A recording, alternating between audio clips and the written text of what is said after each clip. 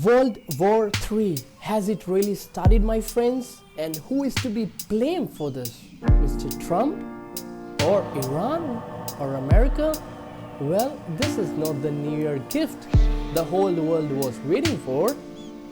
Few hours back, Iran has fired more than a dozen ballistic missiles targeting 2 bases in Iraq which were used by US forces, which is not a good news to the world.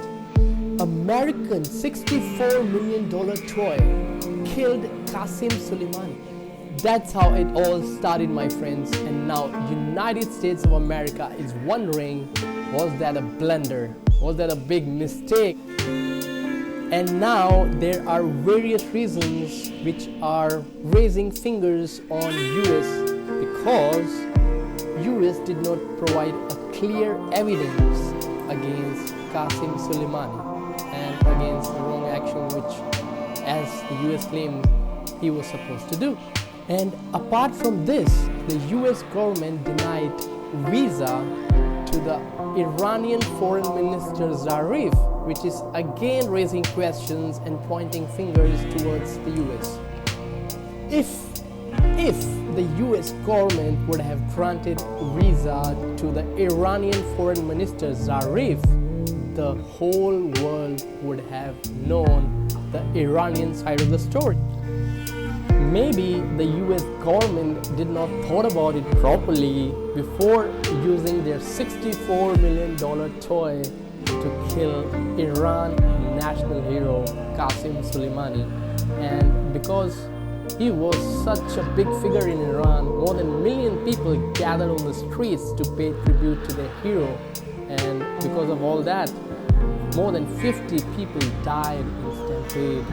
I'm sorry for their loss and God bless their souls too. The reason I'm calling this as a blunder because there are 2 voices within the states, within their parliament and within the local citizens. There are 2 voices which are in the favor and against the favor of the recent action which the Trump administration took. And there would be a lot of impact because of this.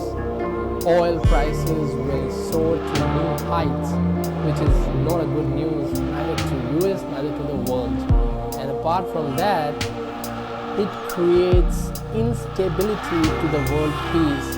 Now, you and me can only pray that all this de-escalate and peace to the world come again and all this comes to an end ASAP. And the ones who have lost their lives, we wish them peace wherever they go, and God bless America and the world. Bye-bye.